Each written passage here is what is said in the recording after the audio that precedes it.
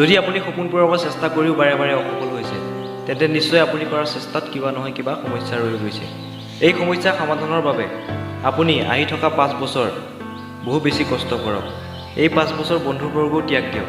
আহি থকা 50 বছৰ ভালকৈ শান্তিপূৰ্ণভাৱে জীৱন যাপন কৰিবৰ বাবে বৰ্তমানৰ পৰা ব্যস্ততাৰ মাজত সোমাই যাওক, যাতে দুখ কষ্ট ঘৃণা আৰু ভয়ৰ বাবে ভাবিবলৈ সময় নহওক।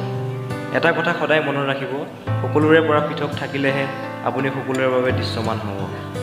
কিন্তু আপুনি কেতিয়াও এইটো নাভাবিব যে আপুনি কৰিব নোৱাৰিব। যিদিনাই আপুনি এইটো ভাবিব, আপোনাৰ চেষ্টা আগতেও আছিল আৰু বৰ্তমানো আছে। হ'ব পাৰে আপোনাৰ কিছু আশা অসম্পূৰ্ণ হৈছে, কিন্তু আপোনাৰ সপোন পূৰা সমৰ্থতা আজিও জীয়াই আছে। যদি জীৱনত সফল হ'বলৈ ইচ্ছা আছে তেন্তে নিজৰ কৰ্মদক্ষতা বঢ়াওক। ভাগ্যৰ ফলটো সকলোৱে পায়।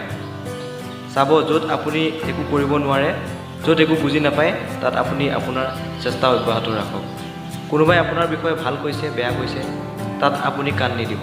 নিজৰ কৰ্মৰ ওপৰত ফ'কাছ দিয়ক।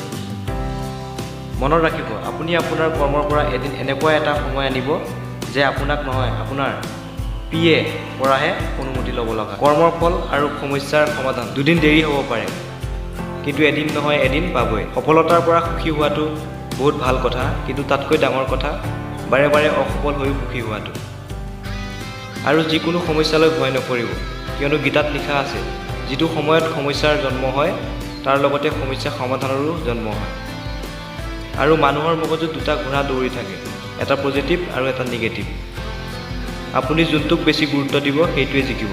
সেইকাৰণে আপুনি পজিটিভ এটিটিউডক সদায় জীয়াই ৰাখক, কিয়নো সেইটোৱে আপোনাক এদিন ডাঙৰ সফলতা